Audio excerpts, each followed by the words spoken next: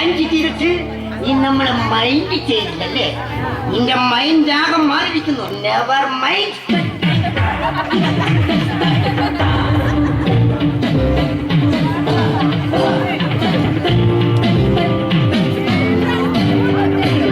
അയ്യോ, അങ്ങ് എപ്പോൾ വന്നു? ഞാൻ കണ്ടില്ല ദുർവാസറാവെങ്കിലെ. ഓ, നീ കണ്ടിട്ടല്ലേ? ഐ വിൽ പ്രാക് യു. എന്നുവെച്ചാ നിന്നെ ഞാൻ പ്രാകാൻ പോവാ. അയ്യോ, എന്നെ പ്രാകരുതേ. നിന്റെ പ്രാവ് എന്റെ അമ്മച്ചാണ്. നിന്നെ ഞാൻ പ്രാകും. ഞാൻ വന്നപ്പോൾ നീ ആരെ ഓർത്തിരുന്നോ? അവനും അവന്റെ ഫാമിലിയും നിന്നെ മറന്നു പോകട്ടെ.